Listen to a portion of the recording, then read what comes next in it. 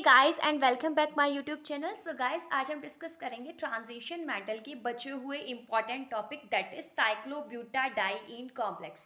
सो guys, मैं almost video lecture इस unit पर दे चुकी हूँ। टोटली जो टॉपिक्स हैं वो आपके कवर हो चुके हैं, लेकिन फिर भी एक दो टॉपिक इसमें बचे हुए थे, जैसे कि साइक्लोब्यूटाडाइईन कॉम्प्लेक्स, साइक्लोपेंटाडाइइनाइल कॉम्प्लेक्स और एरीन कॉम्प्लेक्स। तो मेरे पास कई सारे स्टूडेंट्स की कमेंट्स आ रही थी कि मैम थोड़ा जल्दी कराएं, हमारे एग्जाम नज़दीक है। सो टेंशन मत लीजिए, चलिए स्टार्ट करते हैं अपना टॉपिक एक नई वीडियो के साथ। सो देखिए गाइस, सबसे पहले हम वही करेंगे, सिलेबस देख लेंगे। सो इसमें ट्रांजिशन मेटल पाई कॉम्प्लेक्स के अंदर आता है transition metal alkene complex, transition metal alkyne complex, allyl complex, butadiene complex. So ये सारे टॉपिक्स हम क्या है कवर कर चुके हैं। सो हमारा आज का टॉपिक है दैट इज साइक्लोब्यूटाडाइईन कॉम्प्लेक्स। सो चलिए बिना टाइम वेस्ट किए करते हैं स्टार्ट।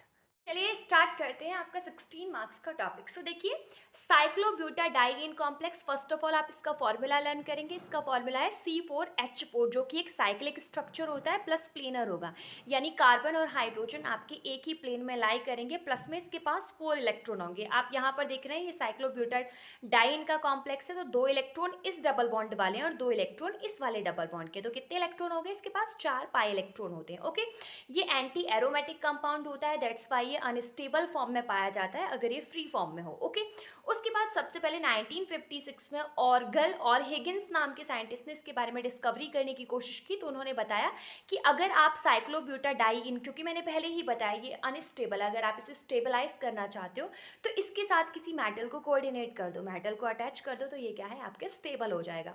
सो सबसे पहले जो आपका फर्स्ट साइक्लोब्यूटाडाइईन कॉम्प्लेक्स बना वो आपका ये था NiCH3C का होल 4Cl2।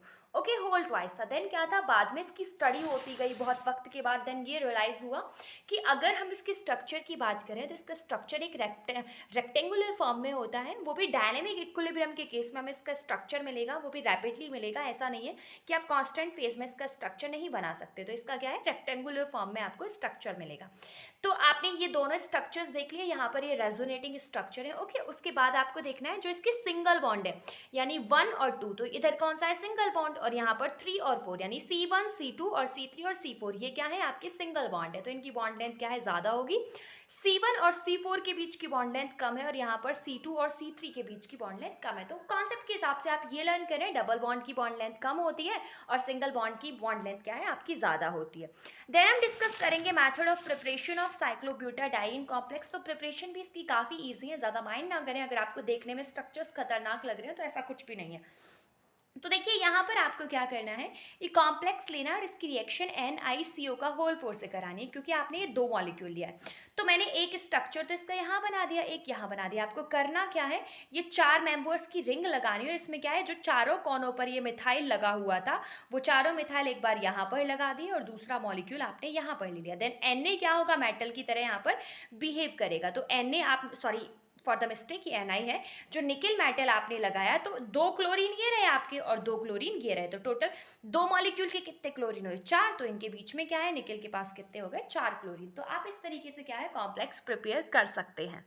नेक्स्ट है जो आप दूसरा तरीका है, आप सिस डाइक्लोरोब्यूटीन है उससे भी क्या है प्रिपेयर कर सकते हैं। तो ये है आपका सिस डाइक्लोरोब्यूटीन। ओके, यहाँ पर हमने क्या है Fe2CO का होल 9 स्ट्रक्चर पास कराया। तो देखिए होगा क्या, यहाँ से आयरन और यहाँ से ये 2 क्लोरीन, आपका बाहर क्या निकल गया FeCl2। देन मेटल क्या होगा, जो यहाँ पर जो मेटल का बचा हुआ मॉलिक्यूल है वो यहाँ पर डायरेक्टली इसके साथ अटैच हो जाएगा साइक्लोब्यूटाडाइईन के साथ, क्योंकि कॉम्प्लेक्स या तो 4 में स्टेबल हो गया है 6 लिगेंड में। तो एक लिगेंड की तरह यहाँ से ये बिहेव करेगा, और प्लस में 3 हमने यहाँ पर लगा दिए, बचे हुए CO क्या है आपके रिलीज आउट हो जाएंगे। सो देखिए, अब हम डिस्कस करेंगे इसका स्ट्रक्चर और बॉन्डिंग। तो एक्सरे डिफ्रेक्शन स्टडी है, उसमें क्या है, हमने यहाँ पर मिथाइल और फिनाइल सब्स्टिट्यूटेड रिंग लगाकर क्या है इसकी स्टडी देखी। तो यहाँ पर इसके कई सारे स्ट्रक्चर्स नजर आ रहे हैं, आप बस इसकी बॉन्ड लेंथ एक बार देख लें, ज़्यादा मैटर नहीं है, लर्न करने का कोई इशू नहीं है।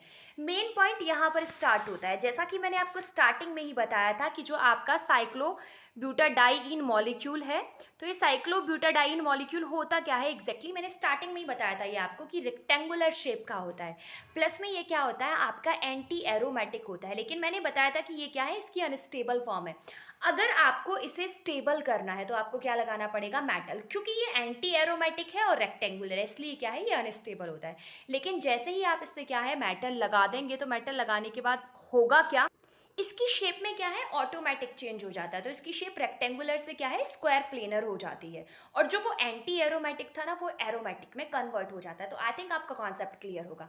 फ्री स्टेट में ये रेक्टेंगुलर और एंटी एरोमेटिक होता है, जिसकी वजह से ये अनस्टेबल होता है। लेकिन जैसे ही आप मेटल लगाएंगे, ये रेक्टेंगुलर से स्क्वायर प्लेनर में कन्वर्ट हो जाएगा, और एंटी एरोमेटिक से एरोमेटिक में, मीन आपका कंपाउंड क्या है, स्टेबल हो जाएगा। उसके बाद हम देख लेते हैं इसकी शेप और स्ट्रक्चर्स बनता कैसे है। तो हम यहाँ पर क्या है, हाइब्रिडाइजेशन देख लेते हैं। तो वैलेंस सेल इलेक्ट्रॉन कॉन्फ़िगरेशन के थ्रू अगर हम देखें, तो यहाँ पर क्या है, कार्बन की सिचुएशन कुछ ऐसे होती है। तो कार्बन में क्या है, पीजेड में एक इलेक्ट्रॉन क्या है, इसका फ्री होता है, मीन एक इलेक्ट्रॉन अनपेयर्ड होता है। तो क्योंकि इसमें कार्बन क्या है, आपका स्ट्रक्चर यही तो है, आपका जो फॉर्मूला है C4H4, तो कार्बन कितने हैं आपके, 4। तो एक कार्बन के पीजेड में एक अनपेयर्ड इलेक्ट्रॉन है, तो 4 के में कितने हो गए, 4 अनपेयर्ड इलेक्ट्रॉन। तो इसके पास क्या है, 4 अनपेयर्ड इलेक्ट्रॉन होते हैं। तो देखिए, ये मैंने C4H4 का आपको स्ट्रक्चर दिखा दिया। तो यहाँ पर मैंने 1 2 3 4 कार्बन लगाया है, ठीक है। और C4H4 है, तो यहाँ पर मैंने 1 2 3 4 आपके 4 हाइड्रोजन लगा दिए। और हर कार्बन का मैंने PZ में जो अनपेयर्ड इलेक्ट्रॉन था, वो मैंने आपको शो कर दिया है। अब मैं उस PZ का क्या है, आपको MOT शो करा देती हूँ। तो ये पहले कार्बन का PZ का एक इलेक्ट्रॉन, ये दूसरे का, ये तीसरे का, ये चौथे का। तो इनके PZ में कितने इलेक्ट्रॉन हो गए, 4 इलेक्ट्रॉन। तो देखिए, जब ये रेक्टेंगुलर शेप में था, तो अनस्टेबल इसलिए था कि ये दो इलेक्ट्रॉन और ये वाले 2 इलेक्ट्रॉन पेयर करके 2 इलेक्ट्रॉन Zi1 में पहुंच जाएंगे, 2 इलेक्ट्रॉन क्या है, Zi2 में पहुंच जाएंगे। उसके पास क्या है, अनपेयर्ड इलेक्ट्रॉन बचता ही नहीं है, तो बॉन्डिंग के क्या है, चांसेस नहीं होते। लेकिन जब ये स्क्वायर प्लेनर शेप में आता है, यानी स्टेबल फॉर्म में आता है, तो इसके 2 इलेक्ट्रॉन तो Zi1 में जाएंगे, एक इलेक्ट्रॉन Zi2 और Zi3 में क्या है, इसका एक एक इलेक्ट्रॉन होगा। तो यहाँ पर क्या है, बॉन्डिंग के चांसेस पॉसिबल होते हैं। दैट्स वाई किसी भी मेटल के साथ इजिली बॉन्ड बना लेता है और क्या है, स्टेबलाइज फॉर्म गेन करेगा। नेक्स्ट जो हम डिस्कस करेंगे, that is property. Okay, properties में अगर हम देखें, तो इसके compounds almost red violet colour के होते हैं, प्लस में वो क्या है, वाटर में सॉल्युबल होते हैं। इवन अगर हम डाइक्लोरोमेथिन ऐसे कंपाउंड्स में भी क्या है, उसे डिप करेंगे, तो वो उसमें भी इजीली क्या है, सॉल्युबल हो जाते हैं। उसके बाद हम देखेंगे ये रिएक्शंस कैसी शो करता है। तो ये क्या है, इलेक्ट्रोफिलिक सब्स्टिट्यूशन रिएक्शन देता है। तो इसमें मैंने क्या है, यहाँ पर आपको साइक्लोब्यूटाडाइन का कॉम्प्लेक्स ले लिया है। ओके, उसके बाद मैं इस कॉम्प्लेक्स की जो रिएक्शन करा रही हूँ, वो मैं CH3COCl AlCl3 के साथ करा रही हूँ। तो आपको पता होगा ये फ्राइडल क्राफ्ट रिएक्शन का रिएजेंट है। तो यहाँ से होगा क्या, ये वाली पोजीशन है, इस वाली पोजीशन पर आपका कहीं H होगा, और यहाँ से क्या है आपका Cl। तो यहाँ से आपका HCl बाहर होगा, बाद बाकी बचा हुआ पोर्शन COCH3 यहाँ पर एज इट इज अटैच हो जाएगा। सेम टर्म है, आप HCHO और HCl के साथ करा रहे हो, तो यहाँ पर होगा क्या, HCH, यानी इसे मैं बोल सकती हूँ CH2, और ये वाला Cl यहाँ से क्या है, अटैच हो जाएगा। तो यहाँ पर आपका CH2Cl अटैच हो जाएगा। बचा क्या यहाँ पर HO, और एक यहाँ वाला H, यानी आपका H2O बाहर निकल गया।